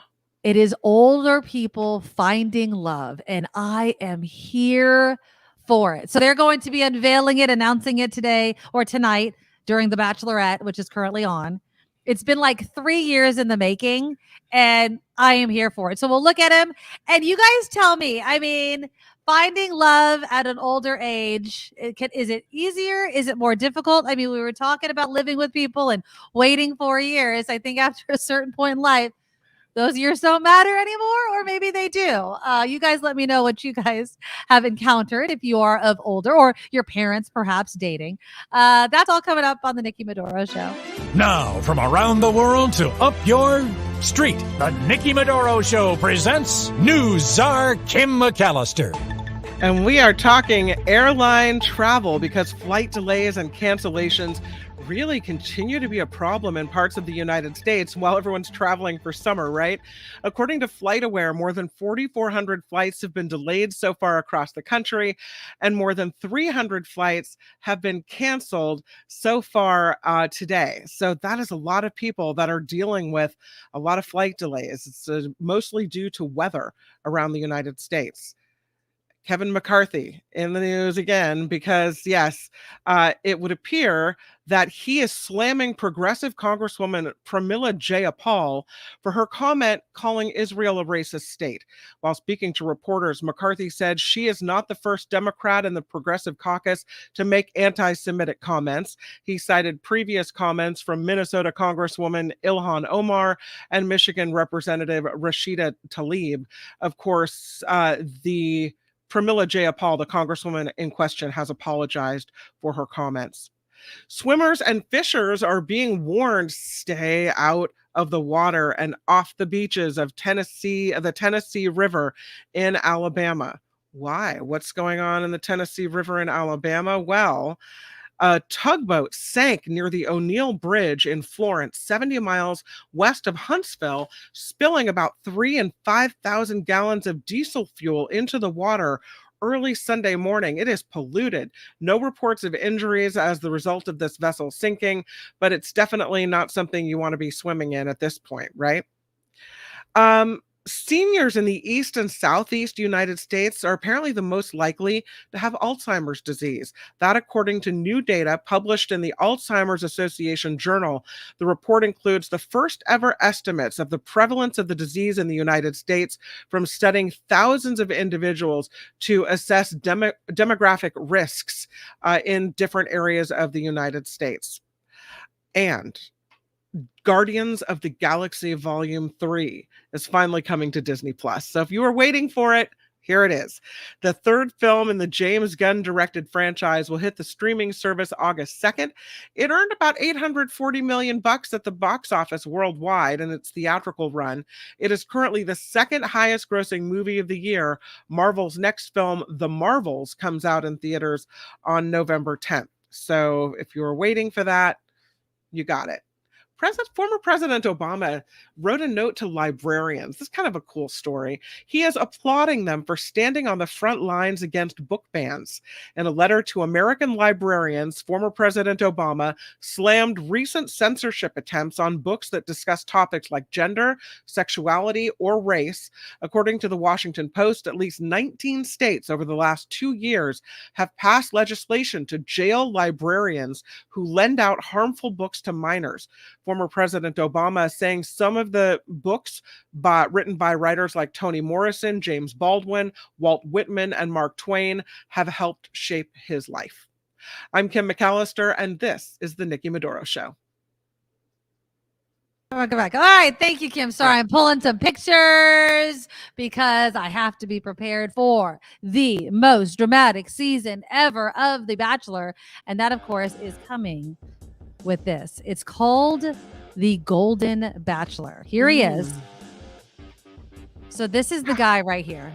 He doesn't look that old. How old is that guy? That guy is 71 years old. Wow. Okay. I was watching, they had on ABC, of course, because the show is on ABC.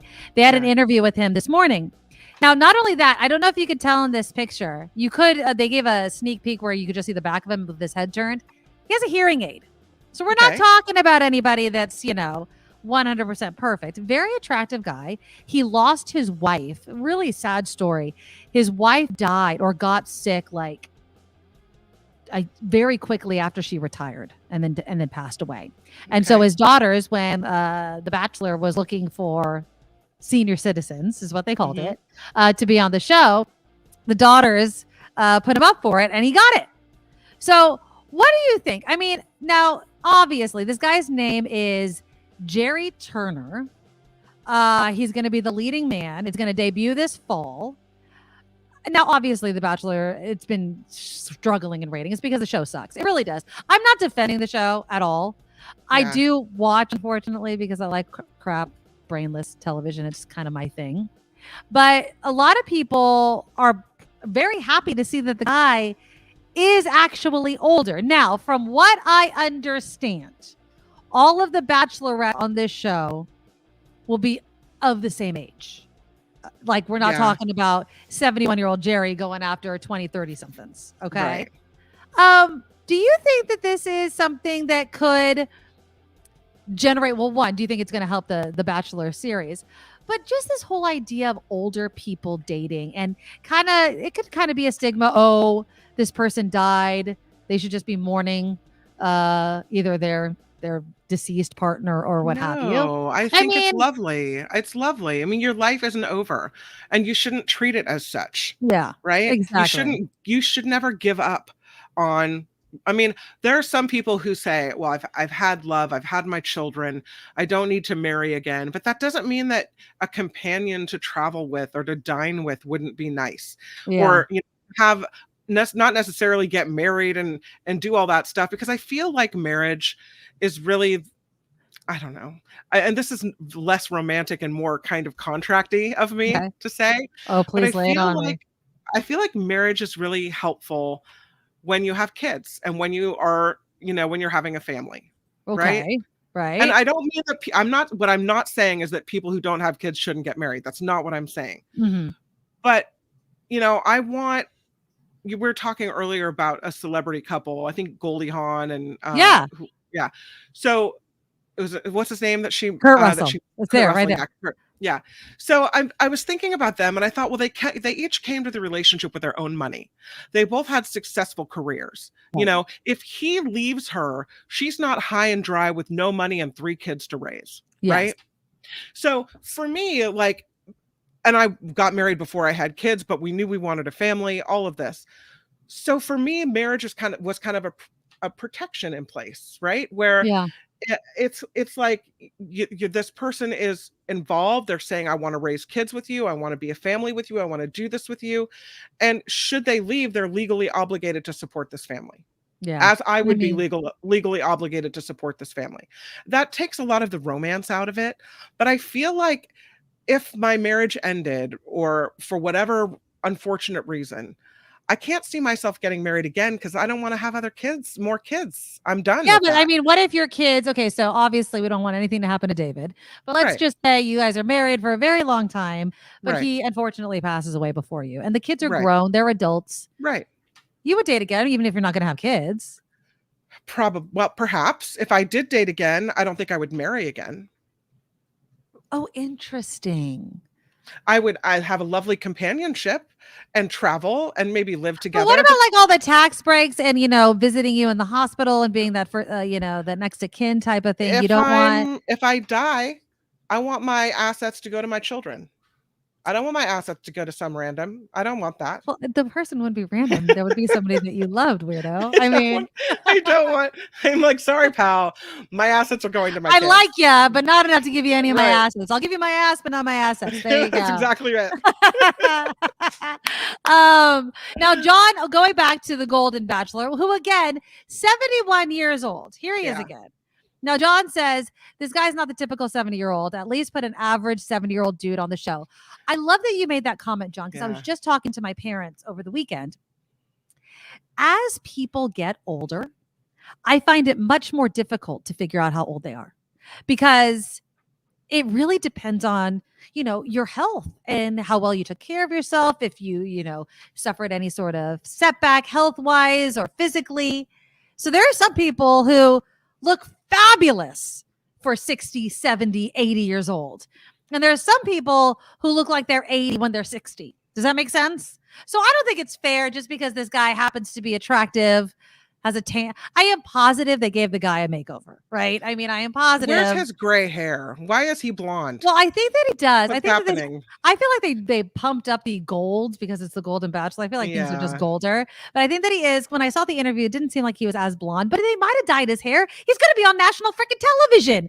Look, Yeah. if I was going to be on national television, I'd be covering up these grays that are in my hair at my age. So let's not knock the guy for wanting to look his best as he's trying to find love. Okay. But it's really interesting what you said about getting married again. I want to play you this clip of Goldie Hawn. And that's just for me, by the way. That's just my own personal. Yeah, David's thought. like, I'm getting another Yeah. wife as soon as you croak. He's Sorry. like, you're out. She's coming in. I don't want other kids, but yeah, I'll totally. So this is what Goldie Hawn said about her and Kurt Russell, who have been together for decades. They have children, Kim. They have grandchildren. But this is what she said in response to the question she gets all the time about not marrying Kurt Russell. Oh, so the question I have, which people have been asking for more than 40 years, we're going to get into it. Why aren't the two of you married? Why should we get married? Isn't that a better question? Well, I suppose. But why aren't you married? Because we had been married. And because when it doesn't work out, it ends up to be big business. Somebody has to own something. It's always ugly. Somebody has to, actually take a look and say, how many divorces are fun? How many divorces actually None I've ever don't heard. cost money? Right. How many divorces make you even hate the person more than you did before? How many divorces have hurt children? But you've been together 40 years. You're not going to get divorced. Well, how did you know that then? Well, I suppose that's a good question. I like the idea that I could wake up in the morning and make decisions every day if I want to be here. Sort of every day you're making the choice. Do I want to? Yeah. I mean, relationships are hard. They're not always easy. There's all kinds of hurdles that we go through. There's things that we believe in, things that we don't believe in. We agree on. So I loved what she said right there, though, of every day I get to wake up and make a decision of if I want to be here, which I would say is like the day of your wedding every single day. It's the day before you actually say, I do. You're going to wake up, you're going to look over, and because you're not married, you can leave. I mean, I'm sure there's investments. I'm sure even though they're not married, it wouldn't be the cleanest of clean breakups, but I love the fact that she phrased it that way of I am making for the past 40 years a decision to be with this man. And they look at them. I mean, so young and gorgeous. And they're so cute together still. Yeah. I mean, the videos that she posts these videos on Instagram and as grandparents, and they're so fun. But yeah, I mean, think I'm not making that decision every day. To me, there's no question. I'm here.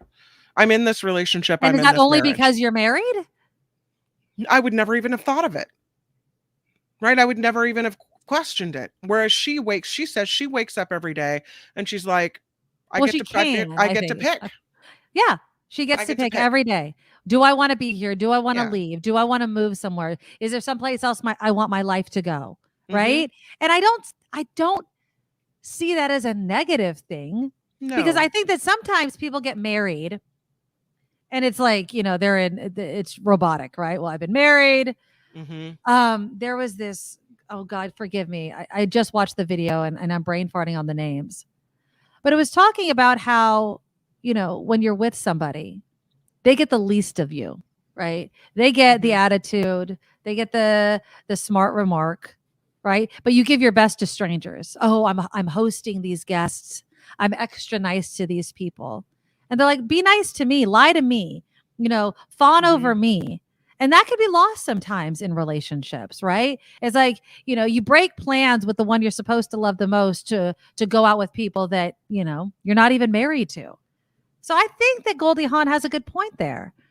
Marriage, Nick writes in that's kind of a truism, I think. Marriage isn't a one-day commitment. No, it's not. It's an everyday commitment. But I feel like sometimes her point may be in marriage, people are like, oh, well, we're married, so we're just staying together.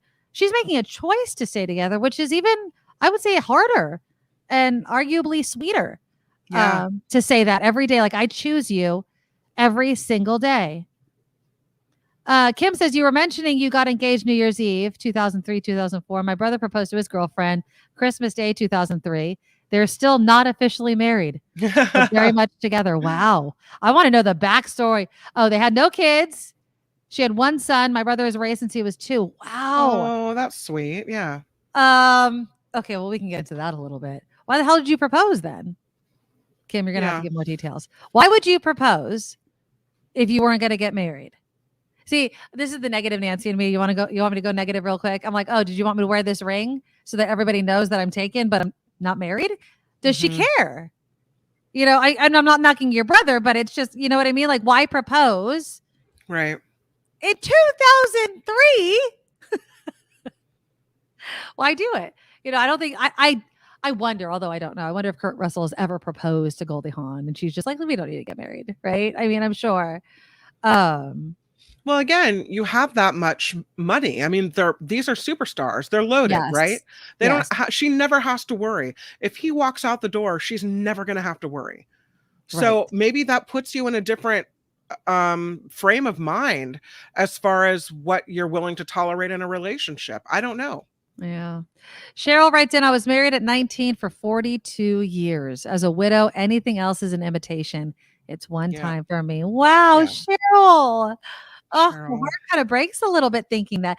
Cheryl, TMI, if you don't want to say, have you dated though? Like, do you date or just not get married? Or are you just like, no, I've met my partner. That person has passed away.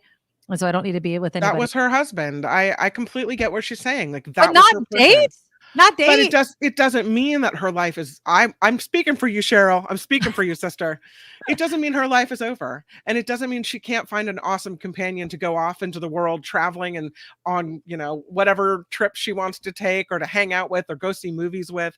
But that's not her husband. That's a, I hear what you're saying. Boyfriend, a person, a companion thing. She says, I tried dating and it grossed me out. It has to be weird to be married for so long and kiss one person, and everything with one person. And then somebody else is trying to kiss you. Like, that's interesting. Now, Kim updated the whole long engagement. Kim says they both say they don't want to rush into things. I would say proposing, 20 years ago is not rushing. And he actually wears a ring too. I guess they just feel like they don't need that piece of paper. Again, my question is, that's fine. Be like Goldie Hawn and Kurt Russell, but why the proposal? Right. Maybe just the gesture of like, I'm only going to be with you for the rest of our life. We don't need to do the whole, wham bam marriage, wedding paperwork thing.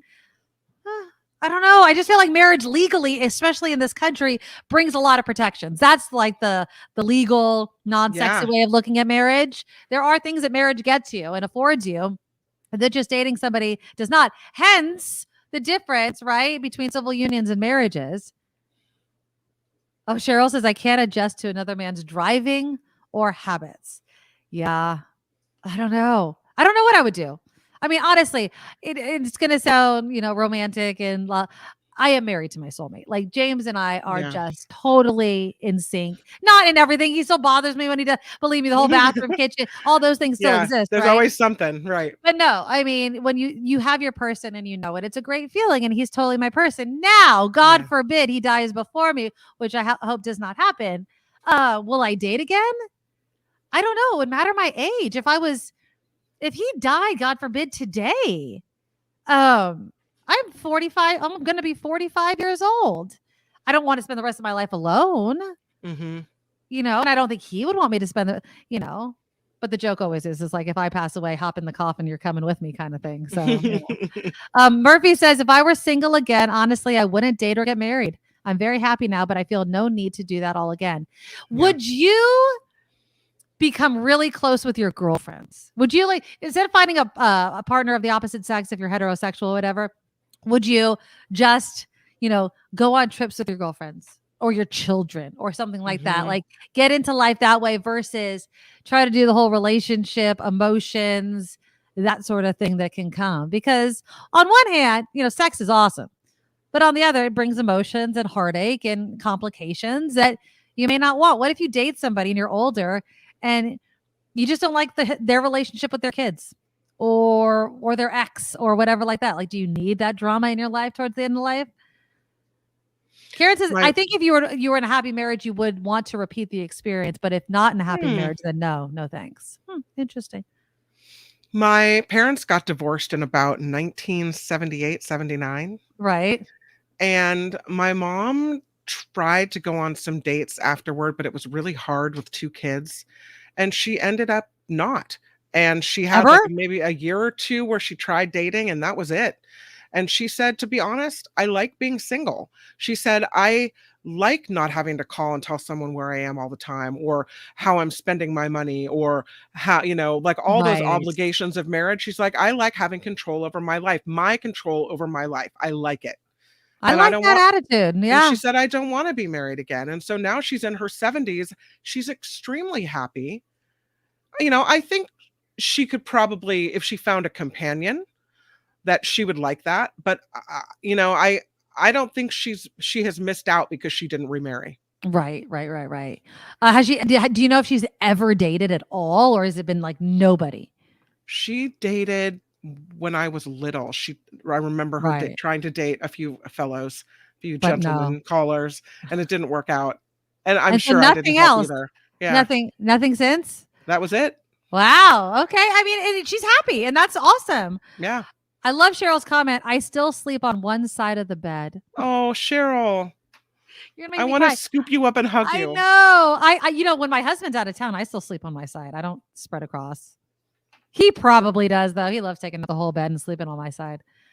Murphy says, my mom divorced by the time she was 30. She tried dating twice and then never again. Very happy, single, and 78. Just like my mom. Yeah. Mm-hmm. Yeah. I mean, you guys are, it's definitely giving totally me Murphy. Yeah, exactly. Right. It's definitely a different perspective, and that's why I like the Golden Bachelor. That's really why I wanted to talk about it. It's this whole idea of having that second chance at love. Right. Yeah. And no matter your age. And that's why I really want to watch it. And I want to see, because it's an S show. Do women ever get less crazy over a man on these types of shows, even if they are older, or they're like, I'm not fighting over this man? So we shall see. But yeah, I love all the guys. I love all your guys' comments. That's awesome. Vilma says, when you get old, you're not dead. You still want me to travel, have friendships, made for TV? Don't know, but I'll watch. Yeah, exactly. It's going to be introduced tonight. So just to let you know, The Bachelorette, for those that watch, is on tonight. And they're going to be, I think, introducing Jerry, who's the Golden Bachelor. Melody says, widowhood sucks, but I like my free time and being able to come and go. I agree with Cheryl. I stay on my original side. I probably would too. It just breaks my heart a little bit just thinking about it, All right, guys. Thank you so much for joining us. We'll be back tomorrow. Before we go, please click the thumbs up button. I also want to say a big thank you again to Deidre, $50 donation. Deidre, thank you so much. so much. And Wes also came through with a $5 super sticker. Huge supporter from Wes. You're always coming through for us, Wes. We always appreciate you. Again, if you want to help us and keep this show going, please go to thenikkimedoroshow.com and become a monthly Patreon subscriber. It's how we make our income off this show. It's 100% crowd-funded. thenikkimedoroshow.com. Sign up to be a Medorable. Check out the merch site. Share some of the shows with your friends. We'd love to see more subscribers and grow our community. All right. Until tomorrow. Bye. Nikki, you're all so awesome. You're proud, like a beautiful blossom. You're all so the best. I really can't rest. You're all so awesome. Wow. Okay.